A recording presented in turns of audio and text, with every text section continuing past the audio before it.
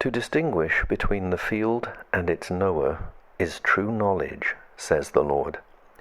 He's speaking of enlightenment and discriminative knowledge. Viveka is the capacity to discriminate between what the essence is and what its modifications or manifestations are. Never neglect this discrimination.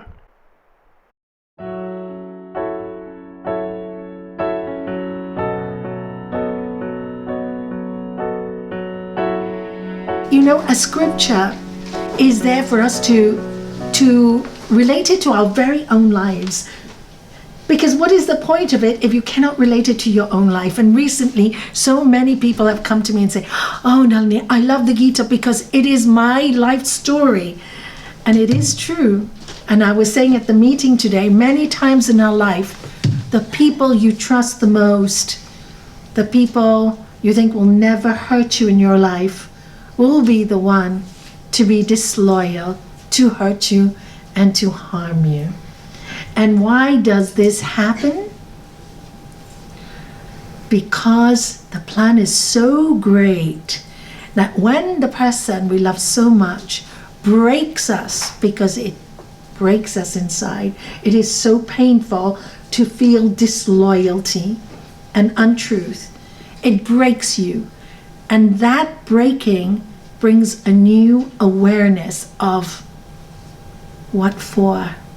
And that's when you move to another dimension of consciousness and you see yourself as a student of this universe, and everything that hurts you brings you closer to who you really are. And who we really are today, Krishna is going to discuss with us, because today's chapter is Yoga of the Field and its knower. So what is the field? Do you know what the field is? Your body.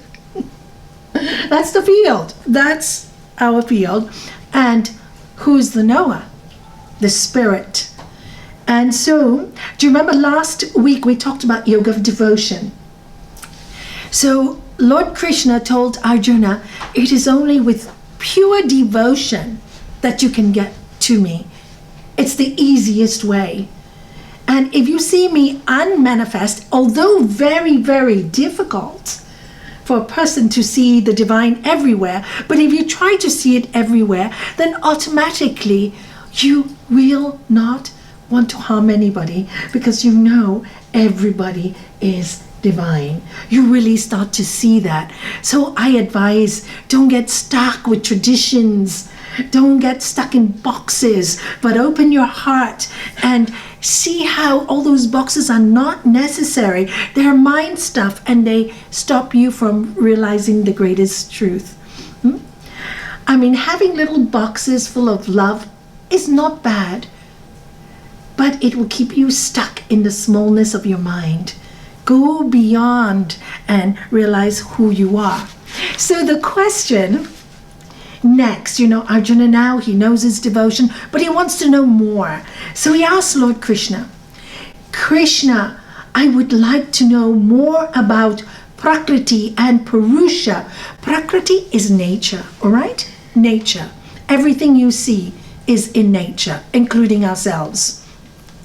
And Purusha is the higher self, or the higher soul, or the one consciousness. The field and its knower, wisdom, jnanam, and what is to be known. The blessed Lord replied, the body is called the field, kshetra, Arjuna. Whoever understands the field is said by sages to be the knower of the field, kshetrajna. So what is he saying? He's saying, okay, you are the field. Now, if you understand who you are, then you become the knower. Actually, that is our human mission. That's why nothing can satisfy us. You see, you look here and you think this material thing will make you happy, or that was going to make you happy. If this happens, that's going to make you happy. But every time you get something, you fear losing it. When you fear losing it, it brings you more pain. So you come to a point when you say, okay, so who am I and what am I and what's all this about? And that's when you really study who you are about. You are the body, and what is your mission on this earth? If all this is superficial and all this is Maya, then what's the point? And the point is, we came here to be the knower, to know the knower. That is the point. So everything else, when you realize that, you don't want to do anything else, because this is so delicious. This work is so delicious. Why? Because as you go inwards and you realize all the joy can be found inwards, then you're not searching outwards. So if the outward world disappoints you, you'll say, well, it's only there for me to look inwards. Okay, so this is, and when you do, then you feel happy and at peace. You feel at peace again. So, because that's who we are. 2. And Arjuna, understand this. I am the knower of the field in everyone. Please hear these words. In everyone. To distinguish between the field and its knower is what is true knowledge. So nobody is exempt. Everybody has the divine spark in them. So when people come and tell me, oh, Nalanie, I'm not such a good person, I'm such a bad person, I get everything wrong, I say, okay, if you want to think your personality is like that, think it like that. But you do the divine in you no justice. You do the prana in you no justice. You do the life force in you no justice by putting yourself down. It's like, if you see your young child and you give your child everything to give them a good life, and always say, he's not good enough, is good not good enough. And what will you say to your child? Wake up and see what you have. Be grateful for what you have. Stop complaining. So the great masters and the great teachers are telling us, stop complaining. You have everything. I'm in you all the time. You just have to reach out. And do you remember last week, I loved finishing at the last sloka. It says, if you follow this path with all your heart and soul, my love for you is boundless. God's love for us is boundless. That's why when you have some peace in your heart, there is a silence, right? There's a feeling of freedom. There's a feeling of love. When you're not ruled by your head. So remember that. And that's for everyone. 3. Listen to me, and I will tell you in brief what the field is and how changes take place in it. I will also show you who the knower is and what his powers are.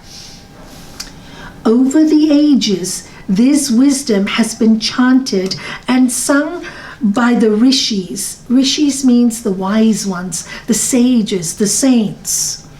In many different ways, artfully using words and reason that effectively point to reality. So over the ages, this has been chanted on. I mean, in every tradition, this morning, I was having a nice conversation with Julio Alcantara, and we were sitting here talking, and we were talking about the divine energy. And he said, Nalanie, sometimes I feel so much love, I'm overwhelmed. And I said, yeah, don't you feel like just saying, hallelujah, glory be, don't you? And don't you see the songs say that, And that's why it's sung, right? That's why we love chanting and singing and music, because it awakens something in you. And even some modern music songs, when you listen, don't you feel like that energy rise in you? So, people go, oh, you can only chant this, or you can only sing this. And no, if you chant it with love, if you chant it with feeling, you can sing anything you want. Don't make your world small. Make it big. Do it with love, and you will see the truth. 5. Arjuna. The field is a combination of the following. Okay, what is the field? I want you to be really clear. The body. The 5 great elements. Do you know what the great 5 elements are? Say it. You know. I've said it 1,000 times. What are they? Earth, fire, air, water, ether. Oh, you really coincided. Excellent. Brilliant. That was good. Okay, so it's made of the 5 elements. The egotistic sense of individuality. The sense, we call it ahamkara, the ego. The sense of I, the individuality. Can you say ahamkara?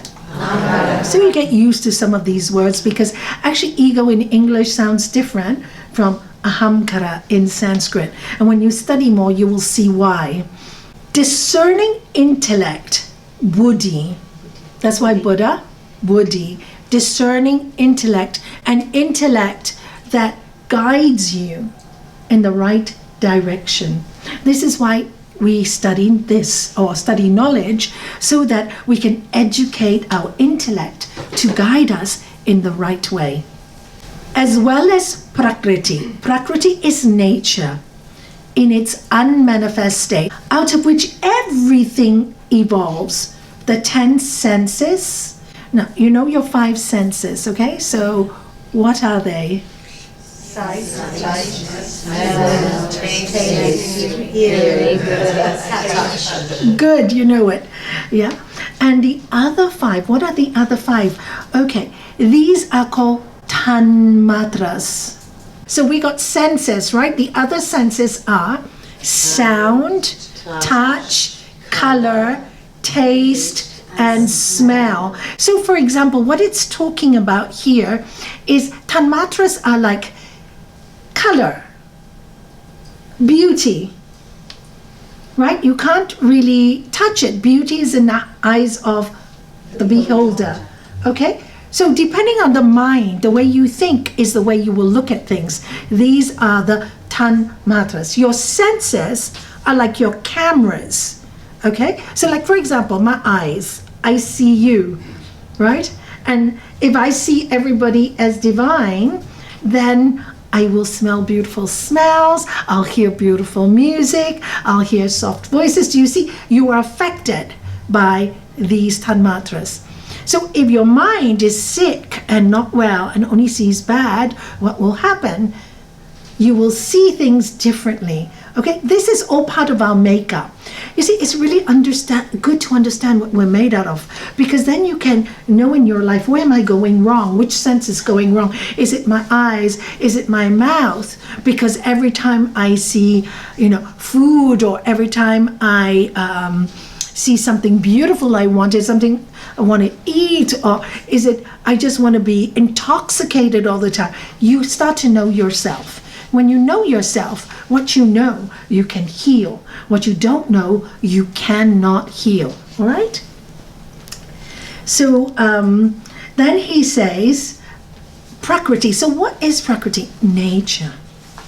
Now, we don't have this in English, so this is really important for you to understand. We say in nature there are 3 essences, and in the next chapter 14-15 we're going to be really describing this in detail. Here we're just going to describe it very quickly. The 3 essences that make up nature. Let's start with sattvic. Okay, there's sattvic ahamkara.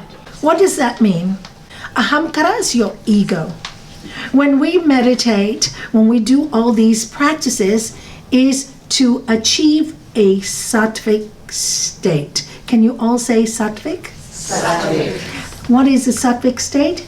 A peaceful state. It is a peaceful state. So all the practices that we do are to bring us to this peaceful state.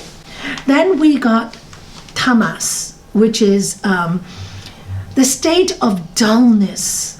You're dull, you're apathetic, you don't want to do anything, you're bored. Now this is normally based on selfishness. I want this, I want to be famous, I want to do this, I want to do that, I need so much money to be happy, I need power to be happy, I need fame to be happy. And of course when you're driven by rajas only, then you suffer a lot. You see, people who want things a lot suffer a lot.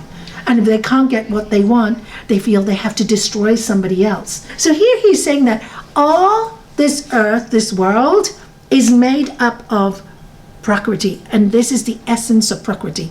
We ourselves fluctuate between these states. Are each of the states wrong or bad? No. It is like the atom. You need the proton, neutron, electron, okay, for the atom. So like us, we need these energies to stimulate us. Because if everybody was in sattva all the time, nobody would work. Right? And nobody would work. And everybody is in tamas all the time, nobody would work. And if everybody is in rajas all the time, they will have anxiety attacks, which is what's happening today. Everybody's in rajas continuously. Why are they in rajas? All the time. Correct? There's never free time.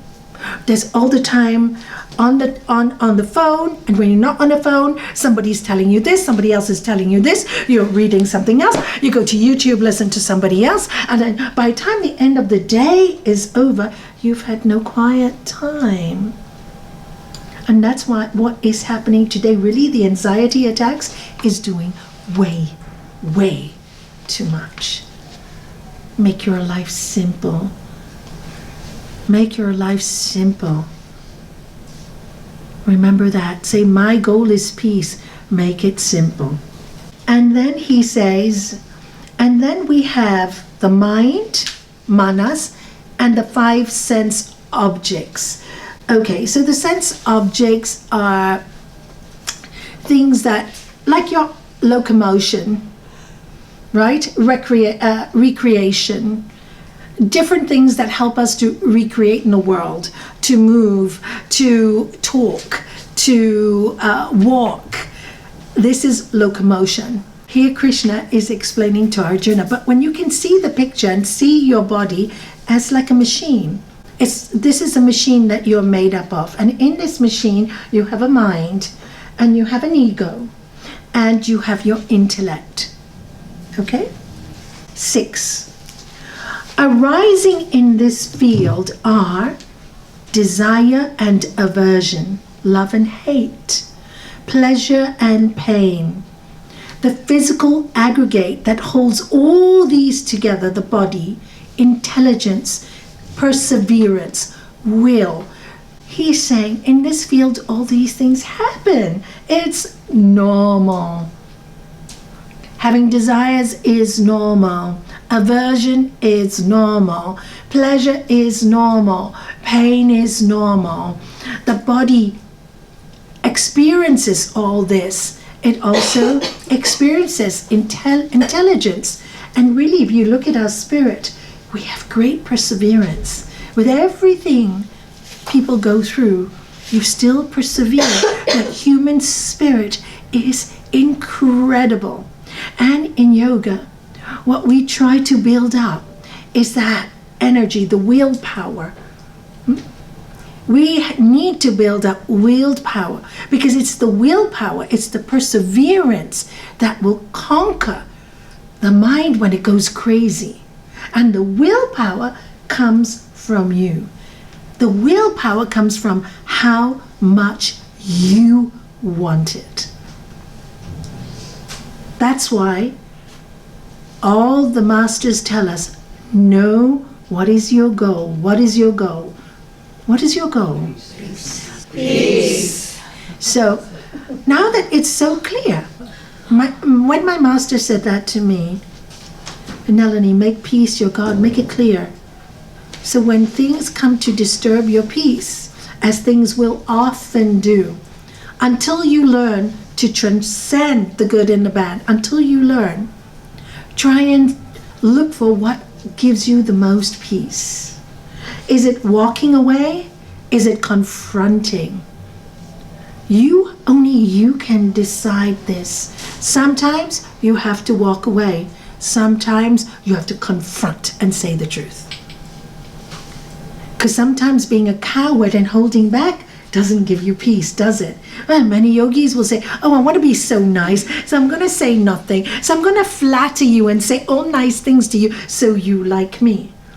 You can't live with that because when you go home, your mind is, oh, I wish I said that. Really, I don't believe this person. Da, da, da, da. See, the music is still going on. So you really have to be really, really clear. My goal is peace. And watch your mind, watch your senses. Don't lie to yourself. When you hear yourself feeling jealousy and you say, oh no, I'm not really jealous, watch it. Because you're the field, you can watch this. Oh, I'm not comfortable. How do you know? I talk about it many times. I call it ego sickness.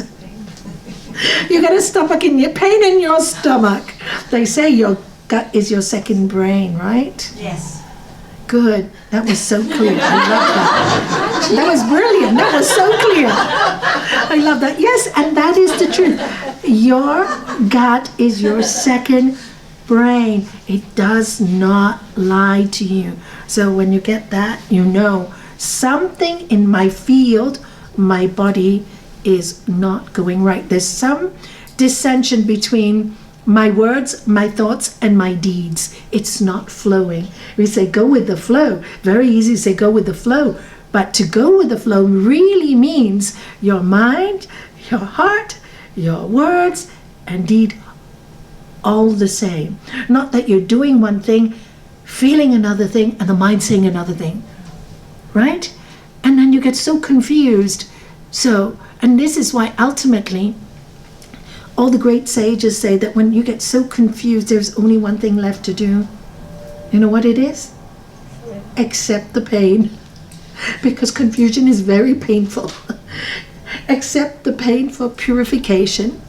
Then the next step you do, study of spiritual books, or study, why am I so caught in this? This is where the study comes in. Why do I keep repeating the same patterns? And finally, when you really can't do it anymore, you go, you know what? I surrender.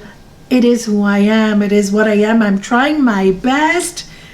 If you're really trying your best, and if you really try your best, guess what? At that time, that is the moment you will feel liberation. It will just come. I have heard so many people say, oh, Nalanie, I've just given up. How do you feel? I don't know why I held on to it for so long. I feel great. So, and yet we stick to these things that we don't enjoy for so long, precisely because we don't have the faith that if we just let go, we'll be looked after. So how to realize the knower? How to realize the knower, what's really in us? The only way to realize it is by personal experience, and nobody can do this for us. For example, if you, a drop of water cannot measure the depth of an ocean, can it? If you get a drop of water, can you measure the depth of the ocean? You can't. But if you get a drop of water and you taste it, can you know the essence of the ocean? Yes. Okay? So we're the drop of water. The essence can be known by us. But if we try to measure everything outside with this, we can never know. What all that's out in the world, we can never know.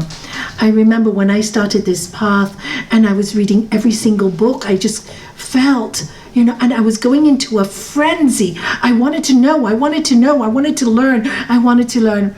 And then one day I sat back and I said, no matter how many books I read, I will never read enough.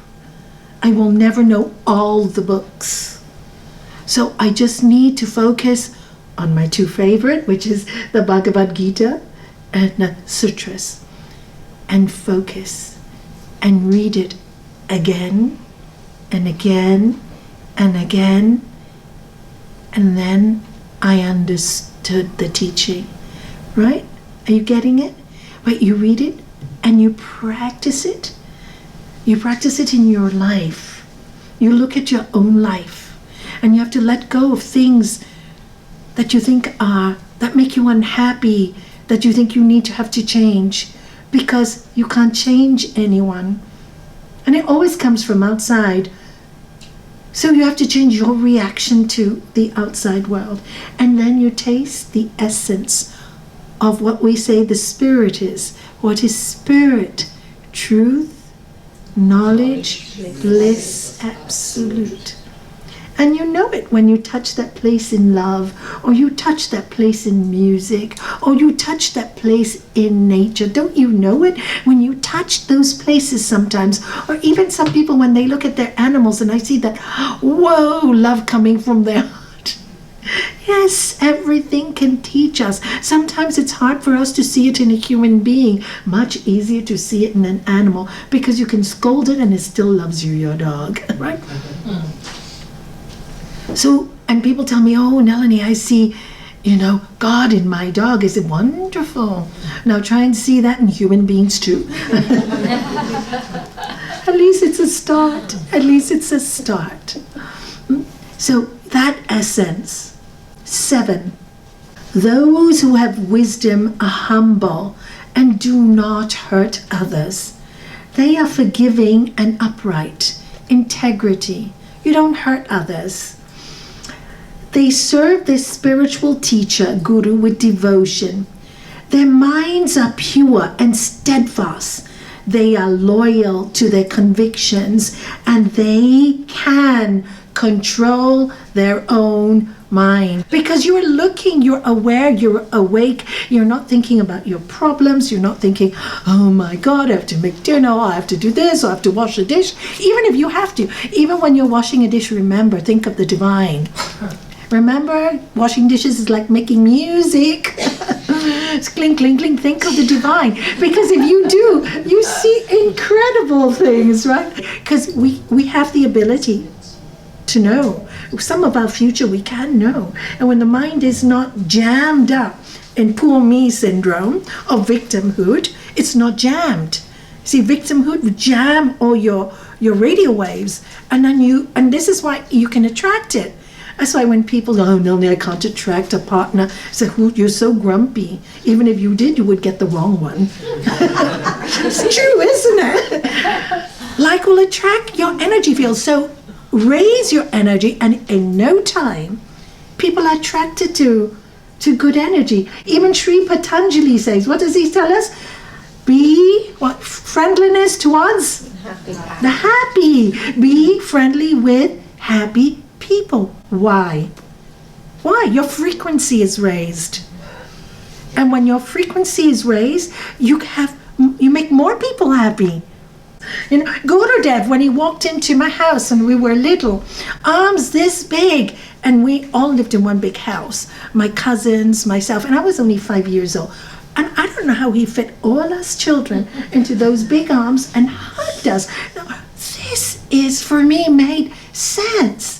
He wasn't too proud. I'm a holy person, so don't come near me. Oh, you have to bow at my feet. So sorry, forgive me. That humility.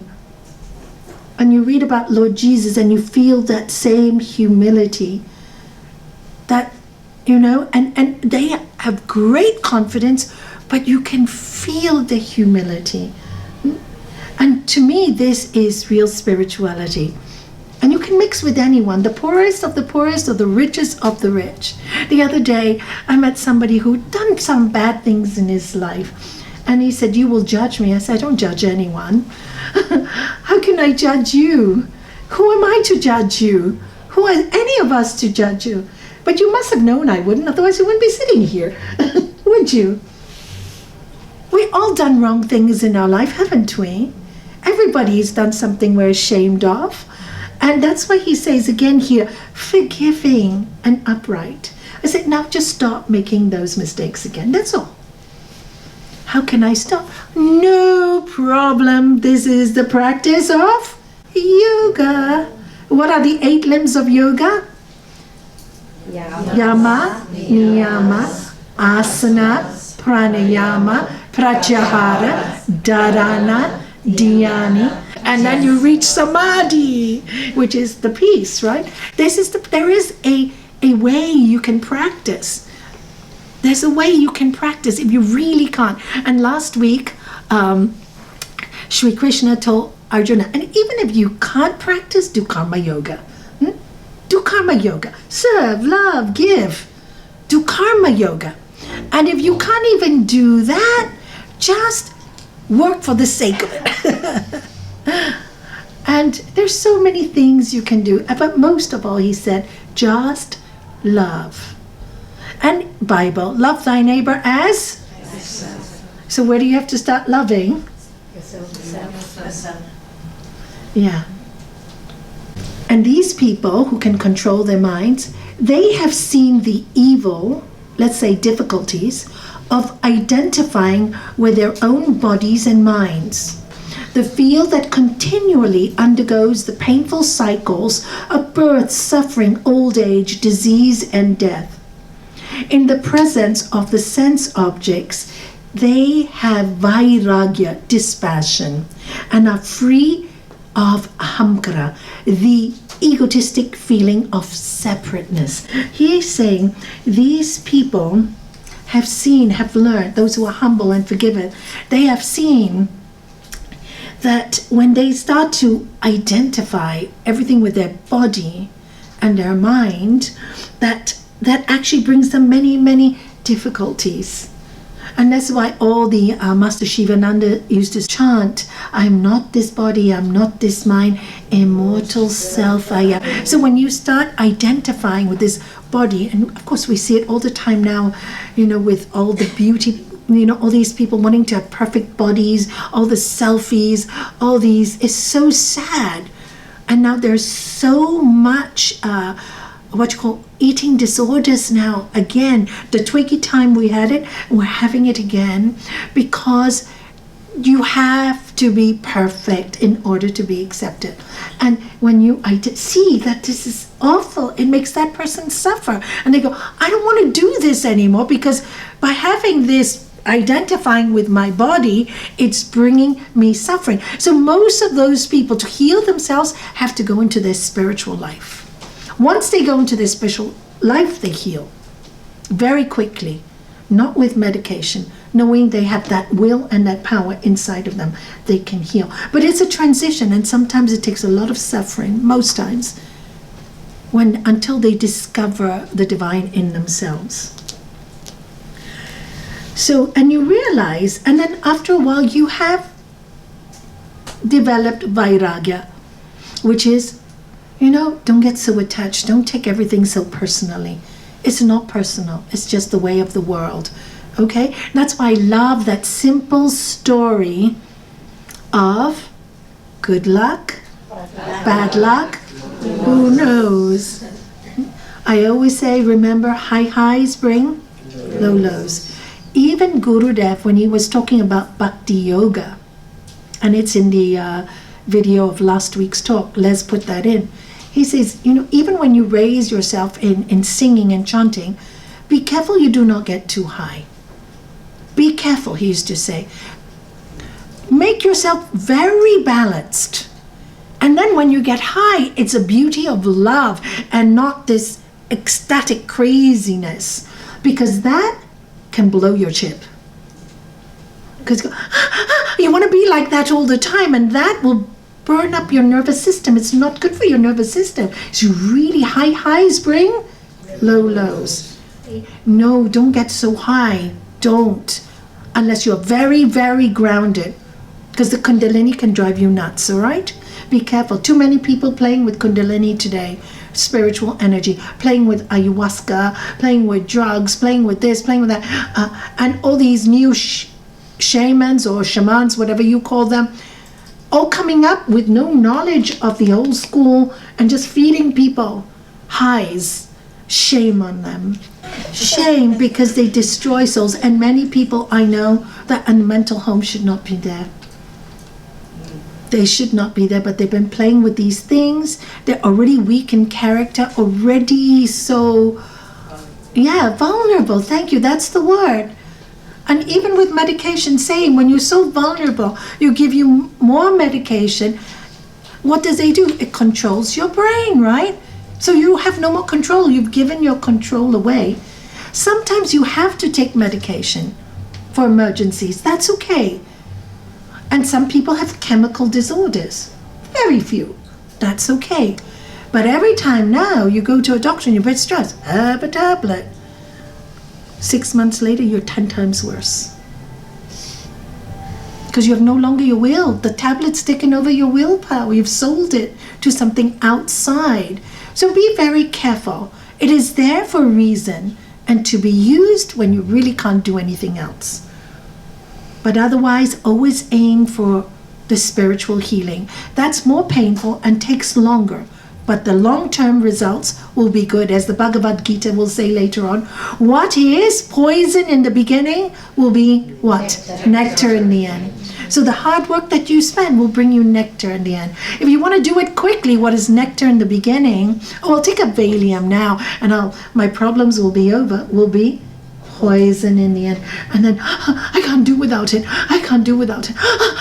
And how many suicides have I seen that way because of overdose? 2 tablets not working, 3 tablets not working, 4 tablets not working, 10, I'm dead. So this is why building up the will, when you know anybody who's got a weakness, tread slowly, softly, teach them how to get grounded, not high highs, not low lows, balance, a bit of both, all right? So, and also don't separate people. It's about togetherness. Wherever you can bring peace and hope together, bring it together. Wherever there's separation, don't leave it there for a long time because it's a disease. When you argue with someone, right? And you leave it for a long time and you don't say sorry, it festers in your heart, right? It festers and then it becomes a disease. So whenever you argue with someone, try as quickly as possible to speak it out. And if they don't understand it, let it go and forgive them from your heart, forgive them from your mind, and walk away. Walk away. Don't allow things to fester. It'll make you sick. It will really make you sick.